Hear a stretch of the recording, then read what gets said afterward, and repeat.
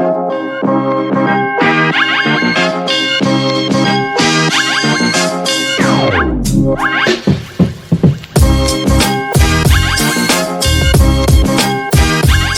want to ask you about your response then to people who are judgmental about the size and the color, and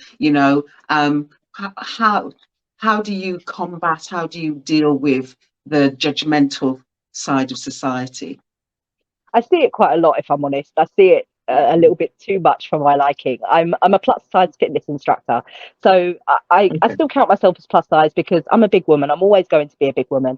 I've got big boobs, big bum. That's how I was born. So I'm never going to be a thin woman. That's not my gait. That's not how I am. That's not how I was built to be. So I'm going to, throughout my life, always going to experience a level of adversity.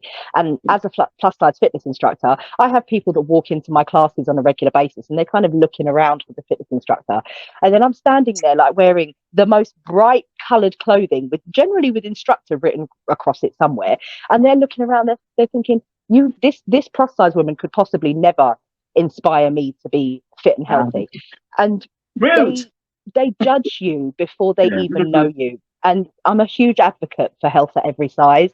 And I think it's very important that you don't judge people's ability or fitness level based on your immediate perception of them. You can't assume that just because they are not the epitome of what you consider to be healthy and fit, that they are unable to perform a certain duty.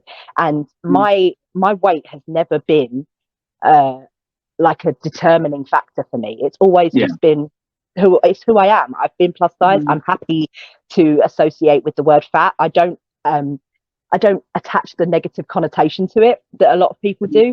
It's a descriptor. It's an adjective to me. It's the way that people describe me, and I'm okay with that. I've taken that power back. So therefore, when people try and use that negative word to try and insult me, I'm like, anything else? It's not. I bet as well at the end of their class, they are gasping because you just worked them properly. This probably isn't going to be a favourable thing, but the thing is, when people doubt my capability, it lights a little fire in me, and it makes me think I'm going to work 10 times harder. And often they do. They come out at the end of the class, they're like, well, I'm like, good.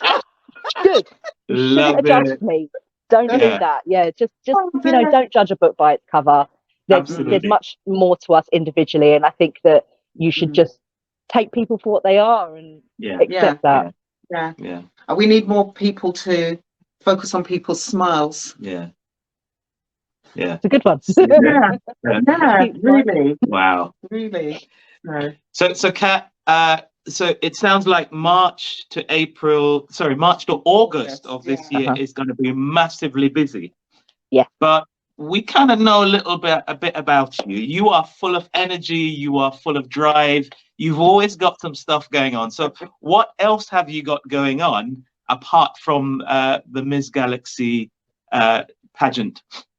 So I'm doing a fundraiser very soon on the 18th of March. I've actually, networking for me is a really important thing. So as much as I am a fitness instructor and the fitness industry is very saturated, what I think is it's really important if you elevate other people. So I collaborated with a group of local fitness instructors and also people from the wider UK to put together, I think I've got 17 or 18 different fitness instructors that are coming to take part in this fitness event. It's a 5-hour event, and there'll be like Pilates, yoga, Zumba, Strong Nation, and various different fitness classes. And I wanted to collaborate together so that we can show people that are in the local area what's on offer. So it's not a case of putting us up against, yes, we're all competing for the same business, but at least if you're there working together collaboratively, you can show that there isn't that level of there's more of a community rather than a competition. And I think it's really important. So I'm doing that as a charity fundraiser for the Christie, which is the charity that Galaxy supports, and they are a cancer NHS Foundation trust. So it's really important to me. Both my mother, my father, and my mother-in-law have all have all suffered with various forms of cancer and had cancer treatment. So I think it's a important cause that is close to my heart. So yeah, that's my fundraiser. Aside from that, I've still got all of my normal stuff. So I'm still teaching 17 fitness classes a week. I'm self-employed. So yeah, I'm out here teaching aqua Zumba, Zumba Gold, various different things. Aqua Zumba, I love it. Yeah, it's I love it. I wake up in the morning and I absolutely adore my job. And it takes a lot to be a lot of people don't get that ability to stand up and wake up in the morning and say, I'm going to do a job that I really adore. And I'm so proud and honoured to have that opportunity. So that's me in a nutshell. I'm also a mum, a local radio DJ. I do my modelling and my social media work. So I'm always busy. I thrive on being busy. Sleep for wimps, guys. Sleep when you're dead. It's fine. Wow. Oh my goodness me, that sounds so much. But I have a confession. I'm listening to all of the Zumba, and so many moons ago, I went to a Zumba class. We tried this out with a friend, and discovered that my rhythm is like this. This is a different level. It's a different level. So I'm like, I think when we finish and wrap this up, I need to come to get some little pre-tips and whatever. And it's like, okay, because I teach virtually. I teach virtual classes. I might need to, because when you said aqua Zumba, I thought, if I'm in the water, you can't really tell. Maybe I can see you. Remember, I'm on an elevated level, so you think you're hiding in the water. Oh dear. But I'll be getting some kind of fitness benefit. See, this is why on that question, the reggae and Afro beats and because reggae I can move. It looks like I've got rhythm. I can move, coordinated things. I need some help. Well, listen, since we're in the whole thing about confessions, I'm thinking Mr. Galaxy UK. I think I might need a mentor. Mr. Galaxy UK. Is there such a thing? Is there such a thing? And if there isn't, there probably should be, because I quite fancy it. There are a lot of competitions that do hold categories for men. Unfortunately, Galaxy is not one of them yet. However, there is in the rumblings a Mr. Galaxy International. There is in the rumblings. So who knows? Don't hold me to it. Can you hook me up? Can you? Totally. There you go. I'll be your mentor, Colin. I got you. Don't worry. I got you. There you go. I'll be a Mr. Classic. Yeah, no, just a Mr. Okay, Mr. Fine. Also, so in terms of the whole equity thing, when it's these misters, it's just misters, and there's no classic.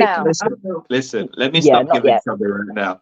Kat, it's been such an absolute delight chatting with you again. No quickfire. I was ready for the quickfire. What happened? Well, we kind of did it before.